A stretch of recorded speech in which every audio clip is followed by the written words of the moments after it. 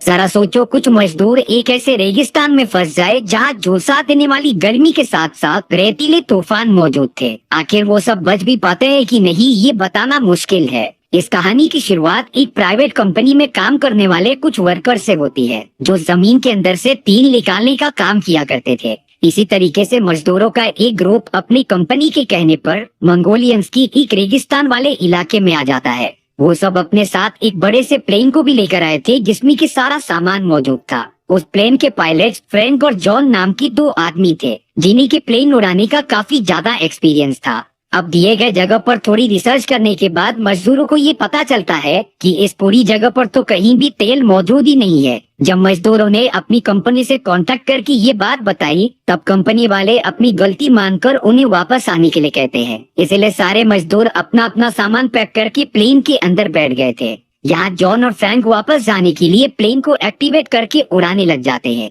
अब इसी तरीके से वो सारे मजदूर अपना वक्त काटने लगते हैं, लेकिन उन्हें जरा भी अंदाजा नहीं था कि आगे चलकर कौन सी घटना घटने वाली है। थोड़ी दूर जाने पर ही फ्रैंक और जॉन को अपने सामने एक बहुत ही बड़ा तूफान दिखाई देता है। ये एक रेतीला तूफान होता है, जिसके दूसरी तरफ कुछ भी नहीं दिखाई दे रहा था। अब ये डिसीजन फ्रैंक और जॉन को ही लेना पड़ेगा कि उन्हें आगे बढ़ना चाहिए कि नहीं। लेकिन अगर वो वापस रेतीले तूफान से दूर चले जाते, तब उनके प्लेन में इतना फ्यूल नहीं बचा होता कि वो अपने डेस्टिनेशन तक पहुंच सके। इसीलिए फ्रैंक और जॉन डिसाइड करते हैं कि वो काफी ज्यादा स्पीड से रेतीले तूफान को पार कर लेंगे। इसी तरीके का प्लान बनाकर वो दोनों अपनी प्लेन को रेतीले तूफान में घुसा देते हैं। तूफान की वजह से प्लेन के इंजन में छोटे छोटे धूल और कंकड़ जाने लगे थे, जिससे कि प्लेन के कई सारे सिस्टम्स खराब हो जाते हैं। फ्रैंक और जॉन ने कैसे भी अपना कंट्रोल नहीं खोया और प्लेन को ऊंचाई तक लेके गए, पर तभी अचानक प्रॉपरली ना दिखने की वजह से उनके प्लेन का निचला भाग एक रेतीले पहाड़ पर टकरा जाता है, जिससे कि प्लेन का एक बड़ा सा हिस्सा खुल गया था।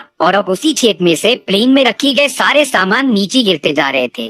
बहुत सारे आदमी जो खुद को संभाल नहीं पा रहे थे, वो तो लगातार नीचे गिरते ही जा रहे थे। और इतनी ऊंचाई से गिरने के बाद तो किसी का भी बचना मुश्किल ही है। बाकी बचे हुए लोगों ने सीट बेल्ट पहन लिए थे और किसी न किसी चीजों को पकड़ लिया था।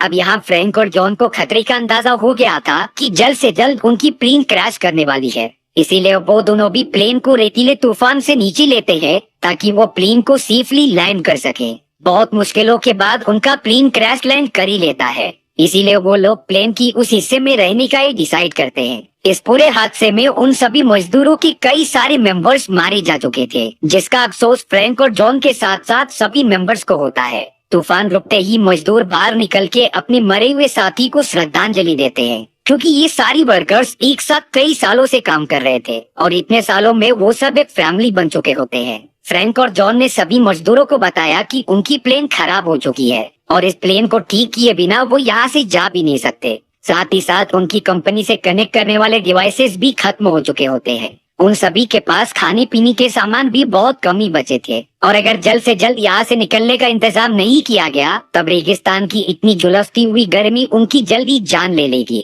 कुछ घंटों बाद ही उन सभी को अपने बॉडी पर गर्मी का एहसास होने लगा था, जो कि एकदम से जानलेवा होता है। तभी एक आदमी जॉन से कहता है कि वो यहाँ से जाना चाहता है, इसीलिए उसने डिसाइड किया कि वो चलते हुए ही चाइना के बॉर्डर तक पहुँच जाएगा। लेकिन जॉन ने उस आदमी को साफ साफ बता दिया था कि ये बहुत ही बेकार आइडिया है, क्योंकि ये रेगिस्तान इतनी मीलों दूर तक फैला था जिसे कि चलकर पार किया ही नहीं जा सकता। और तो और रेतीले तूफान की वजह से यहाँ का रास्ता चेंज होता जाता है, क्योंकि हर रेतीले तूफान के बाद एक नई रेतीली चट्टान बन जाती थी, जिससे कि जो रास्ता पहले था वो बदल चुका होगा। और अगर तुम चलते हुए रेगिस्तान में चले भी गए, तब बिना पानी और बहुत सारी गर्मी की वजह से तुम वैसे ही मर जाओगे। इससे अच्छा है कि तुम हमारे साथ ही रहकर कुछ दिनों तक जिंदा रह लो। उन सभी मजदूरों में लिया नाम की एक लेडी भी मौजूद थी, जो फ्रैंक के पास जाकर ये पूछने लगती है कि उनकी बचने की चांसेस कितने हैं। फ्रैंक ने बता दिया था कि इसकी चांसेस 5% से भी कम है। इसीलिए अब लिया एकदम गुस्सा होकर फ्रैंक पर चिल्लाने लगी थी,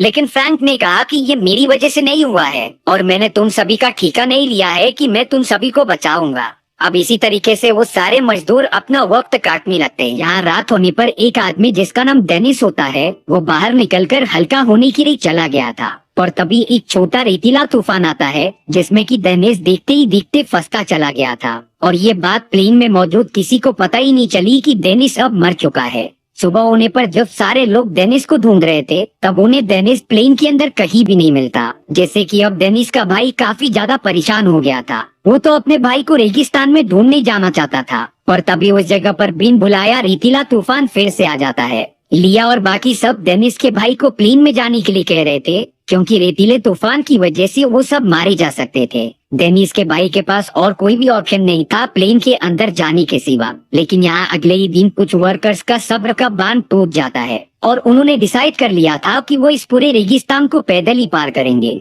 क्योंकि इस तरीके से हाथ पर हाथ रख के बैठने से अच्छा वो सब अपनी कोशिश करे। उन सभी के पास तो अब एक ही बोतल पानी बचा था, जिसे कि वो सब अपने आप में ही झगड़ा करके गिरा देते हैं। और अगर वो सब इसी तरीके से लापरवाही करते रहेंगे तब उनका बचना नामुमकिन है। लेकिन तभी अचानक उनके पास एलेक्स नाम का एक आदमी आ जाता है। एलेक्स यहाँ पर एक टूरिस्ट का काम करता था जो उन्हीं की तरह एक हादसे में फंस गया होता है। एलेक्स फ्रैंक, जॉन और बाकी सभी को ये बात बताता है कि वो सब अगर चाहे तो यहाँ से बाहर निकल सकते हैं। एलेक्स का मानना था कि वो प्लेन की इंजन का यूज करके एक दूसरा प्लेन डिजाइन कर सकते हैं, क्योंकि एलेक्स पहले भी एक प्लेन डिजाइनर रह चुका था। लेकिन फ्रैंक इस बात से राजी नहीं होता। उसे लग रहा था कि इससे हमारी एनर्जी भी वेस्ट होगी और हम कामयाब भी नहीं होंगे। इसीलिए फ्रैंक की बात सुनते ही बाकी सब लोग भी एलेक्स को मना कर देते हैं इस काम के लिए। पर यहाँ सुबह होते ही फ्रैंक और बाकी सभी ने देखा कि एलेक्स यहाँ से गायब हो चुका है। फ्रैंक नहीं चाहता था कि उसकी वजह से किसी की जान जाए, इसीलिए वो एलेक्स को ढूंढने के लिए अकेले ही निकल पड़ता है। अब कई घंटों तक अकेले चलने के बाद फ्रैंक की भी हालत खराब हो चुकी थी, पर वो जैसे ही कुछ पथरीले इलाके में पहुंचता है उसे एलेक्स वहाँ पर मिल गया था, जो अपने साथ एक पानी का बोतल चुरा कर लाया था। फ्रैंक उसी जगह पर अपने एक मजदूर दोस्त की लाश देखता है जो क्रैश लैंड होते टाइम यहाँ पर गिर गया था, और उस मजदूर के पूरे कपड़े गायब थे और वहाँ पर बहुत सारी गोलियां भी मौजूद थी। फ्रैंक समझ नहीं पाता कि आखिर ये सब हुआ कैसे। और अब एलेक्स फ्रैंक को कहता है कि तुम बहुत ही ज्यादा मतलबी हो, क्योंकि अगर तुमने प्लेन बनाने के लिए हाँ कर दिया होता तब एटलीस्ट बाकी लोगों को जीने की उम्मीद तो मिलती, और अगर उनकी नसीब अच्छी हुई तो वो सब कुछ टाइम में प्लेन बनाने में कामयाब भी हो जाएंगे। फ्रैंक को अपनी गलती का थोड़ा सा एहसास होता है, इसीलिए अब उसने डिसाइड किया कि वो एलेक्स के साथ वापस अपने बाकी दोस्तों के पास लौट जाएगा। वो दोनों साथ में ही निकल पड़ते हैं और कुछ ही घंटों के अंदर ही अंदर पहुंच जाते हैं। और अब एलेक्स भी राजी हो गया था प्लेन को वापस बनाने के लिए, जिस बात से एलेक्स काफी ज्यादा खुश हो जाता है। सभी लोगों के अंदर जिंदा रहने की एक उम्मीद सी जाग चुकी थी। अब वो सारे मजदूर एक साथ मिलकर प्लेन को ठीक करने में लग जाते हैं। वो अपना सारा काम रात के समय में करते थे, क्योंकि दिन में रेतीले तूफान आने के चांसेस काफी ज्यादा होते हैं। देखते ही देखते उन्होंने अपने टूटे हुए प्लेन को बनाना स्टार्ट कर दिया था। लेकिन एक रात जब वो सब ड्रिलिंग कर रहे थे तभी पास ही में रखे पेट्रोल के ऊपर चिंगारी चली जाती है, जिससे कि ना चाहते हुए भी एक बहुत ही बड़ा धमाका हो गया था। थोड़ी देर बाद जब सारे लोग प्लेन के पास जाते हैं तब उन्हें पता चला कि उनके पास अब बहुत ही कम पेट्रोल बचा है। ये पेट्रोल इतना था कि वो सब सिर्फ एक ही बार उड़ सकते थे, लेकिन वो सब इस बात को इग्नोर करते हुए अपने प्लेन को बनाने में लग जाते हैं। अब बारी थी प्लेन के साइड विंग्स को लगाने की। इस विंग को बनाने के लिए जो मटेरियल्स लगे थे वो खत्म हो चुके होते हैं, इसीलिए सारे मजदूर बड़ी बारीकी से उस बड़े से विंग को फिट करने लग जाते हैं। क्रेन की मदद से उस विंग को कैसे भी लगाया जा रहा था अपने पोजीशन पर तभी उस विंग को पकड़ने वाली रस्सी टूट जाती है और वो विंग सीधा प्लेन पर जाकर टकरा गया था। सभी को लग रहा होता है कि उन्होंने फिर से गलती कर दी और अब वो तो कभी निकल ही नहीं पाएंगे। और तभी ये पता चला कि वो बड़ी सी विंग अपनी पोजीशन पर जाकर चिपक गई थी, यानी कि उन सभी को अपनी पहली सफलता मिल चुकी होती है। इन सारी चीजों की वजह से उनमें थोड़ी सी होप आई और वो काफी अच्छे से पार्टी भी करने लगे थे। लेकिन मुसीबतें मानो उन सभी का पीछा छोड़ती ही नहीं। एक दिन अचानक वहाँ पर थंडर स्टॉर्म आने लगे थे, जो कि सारे इलेक्ट्रॉनिक सामान को डिस्ट्रॉय करते जा रहे होते हैं, और अगर एक थंडर स्टॉर्म प्लेन के ऊपर लगा तो ये पूरी ब्लास्ट हो सकती थी। इसीलिए फ्रैंक अपनी प्लेन, जो कि एक लास्ट उम्मीद थी, उसके ऊपर जाकर खड़ा हो जाता है और वो चाहता था कि थंडर स्टॉर्म उसे लगे जिससे कि प्लेन बच जाए, पर ऐसा कुछ भी नहीं होता। थंडर स्टॉर्म प्लेन के आजू बाजू गिर रही थी लेकिन प्लेन पर गिरी ही नहीं, जिससे कि प्लेन एकदम सही सलामत रहती है, क्योंकि एलेक्स को ही पता था कि इस पूरे प्लेन को कैसे वापस बनाया जा सकता है। इतना स्पेशल ट्रीटमेंट मिलने के कारण एलेक्स काफी ज्यादा घमंडी हो चुका था और अब एक दिन एलेक्स फ्रैंक के साथ झगड़ने लगता है पानी मांगने के लिए। फ्रैंक कह रहा था कि पानी बहुत कम है, इसीलिए सभी को थोड़ा थोड़ा पानी पीना चाहिए, लेकिन एलेक्स मानो जैसे कि उन सभी को ऑर्डर देता है कि पानी मेरे पास लेकर आओ। इन सारे झगड़ों की वजह से लिया काफी फ्रस्ट्रेट होकर काफी दूर चले जाती है और तभी उसने अचानक रेत की उस पार जो चीज देख ली वो एकदम चौंकाने वाली थी। लिया तुरंत ही भागते हुए अपने बाकी मेंबर्स के पास आ जाती है। दरअसल रेतीले पहाड़ की उस तरफ मंगोलियंस का एक बेस बना हुआ था जो कि यहाँ से आने जाने वाले लोगों पर हमला करते थे। अब फ्रैंक, लिया और बाकी लोगों ने यह डिसाइड किया कि वो सब उनसे मदद मांग सकते हैं जिससे कि शायद वो बच सके और उन्हें पानी भी मिल सके। लेकिन एलेक्स ने कहा कि ये एक बहुत ही बुरा आइडिया है क्योंकि वो सारे मंगोलियंस किसी की भी सगी नहीं हो सकते। वो हम सब पर हमला करके मार भी सकते हैं और हमारे प्लेन भी अपनी कब्जे में। लोगों ने यह डिसाइड किया कि वो सब उनसे मदद मांग सकते हैं जिससे कि शायद वो बच सके और उन्हें पानी भी मिल सके। लेकिन एलेक्स ने कहा कि ये एक बहुत ही बुरा आइडिया है क्योंकि वो सारे मंगोलियंस किसी की भी सगी नहीं हो सकते। वो हम सब पर हमला करके मार भी सकते हैं और हमारे प्लेन भी अपनी कब्जे में कर सकते हैं। पर अब उन सभी को एक बार ट्राई करके तो देखना ही पड़ेगा। इसलिए जॉन ने एक प्लान बनाया कि वो जब मंगोलियंस के पास मदद मांगने जाएंगे तब उनमें से कुछ लोग गन लेकर पीछे से तैनात रहेंगे और अगर मंगोलियंस ने हमला किया तब वो उनके ऊपर भी फायर करने लगेंगे। लिया, फ्रैंक और कई मजदूर मंगोलियंस के पास चले जाते हैं पानी मांगने के लिए। पर जैसा एलेक्स ने सोचा था वैसा ही हुआ। वो मंगोलियंस तो एक गन निकालकर डायरेक्टली एक आदमी को शूट कर देते हैं। इसीलिए बाकी मजदूर जो कि गन लेकर तैनात थे उन्होंने मंगोलियंस पर हमला करना स्टार्ट कर दिया था।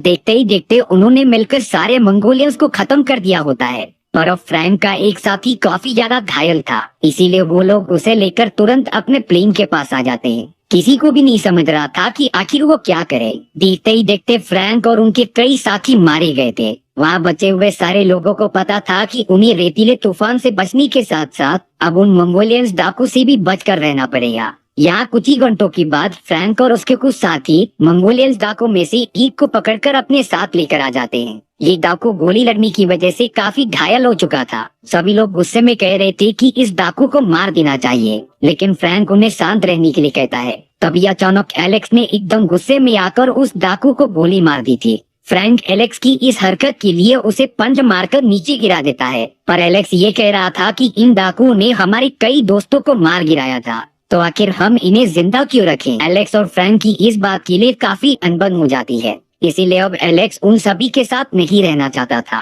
पर यहाँ लिया जॉन के साथ जाकर एलेक्स को मनाती है क्योंकि उसी के वजह से हम प्लेन को बना पाएंगे। एलेक्स लिया के इतने अच्छे बिहेवियर को देखकर मान जाता है। अगले दिन से ही वो सब लगातार अपने प्लेन को जल्द से जल्द बनाने में लग गए थे। लेकिन अब उन सभी को मंगोलियन डाकू से बचकर रहना पड़ेगा क्योंकि अगर उन सभी ने उन्हें देख लिया तब यहाँ मंगोलियन डाकू की बहुत ही बड़ी टीम आ सकती थी। अब एक दिन फ्रैंक को एक बुक मिलती है जिसकी मदद से एलेक्स उस प्लेन को बना रहा था। लेकिन अच्छे से पढ़ने के बाद फ्रैंक को यही पता चलता है कि ये बुक तो किसी टॉय वाले प्लेन को बनाने के लिए थी, न ही किसी बड़े प्लेन को बनाने की। जिस बात से फ्रैंक एलेक्स पर काफी गुस्सा हो गया था क्योंकि टॉय वाली छोटी प्लेन को बनाना और बड़ी प्लेन को बनाने में बहुत अंतर था। ये बात तब सीरियस हो जाती है क्योंकि उनकी जान खतरे में थी। अब तो एक आदमी बंदूक लेकर एलेक्स के ऊपर तान देता है क्योंकि एलेक्स इतने दिनों से सिर्फ उन्हें झूठ पे झूठ बोल रहा था। पर एलेक्स लगातार कहता है कि ये प्लेन जरूर उड़ेगा और उसे इस प्लेन पर भरोसा है। लेकिन फ्रैंक अंत में जाकर कहता है कि एटलीस्ट हमने ट्राई तो किया और इसी होप की वजह से हम आज तक जिंदा रह पा रहे हैं। इसीलिए अब सारे लोग मिलकर एलेक्स को एक लास्ट चांस देते हैं। कई दिनों के और मेहनत के बाद उन्होंने लगभग अपनी प्लेन को खत्म कर लिया था और अब बारी थी प्लेन को उड़ाने की। चारों तरफ अभी भी एक रेतीला तूफान मौजूद था जो कि प्लेन को थोड़ा सा ऊपर उठाता रहता है। इन सारी चीजों से उन्हें थोड़ी मदद मिल रही थी, लेकिन मजदूरों को नहीं पता था कि असली खतरा तो उनकी तरफ बढ़ रहा है। दरअसल मंगोलियन डाकू ने उन सभी को देख लिया होता है जो अपनी पूरी टीम को लेकर उनकी तरफ बढ़ते जा रहे थे। इसीलिए फ्रैंक और बाकी मजदूर जल्द से जल्द प्लेन में चले जाते हैं प्लेन को उड़ाने के लिए। फ्रैंक और जॉन तूफान की मदद ले रहे थे प्लेन को चलाने के लिए। प्लेन के ठीक पीछे मंगोलियन डाकू का टीम मौजूद होती है जो कि सभी को पकड़कर मारना चाहते थे। प्लेन की स्पीड तो लगातार बढ़ती ही जाती है, लेकिन अब आगे एक बहुत ही बड़ी खाई आ गई थी जो कि काफी अंदर तक गई होती है। फ्रैंक का वो पूरा प्लेन खाई के अंदर गिर जाता है, जिससे कि मंगोलियन डाकू को लगने लगा था कि वो सारे लोग नीचे गिरकर मारे गए। तभी अगले मोमेंट में फ्रैंक और उनके टीम की पूरी प्लेन आसमान को चीरते हुए ऊपर निकल जाती है।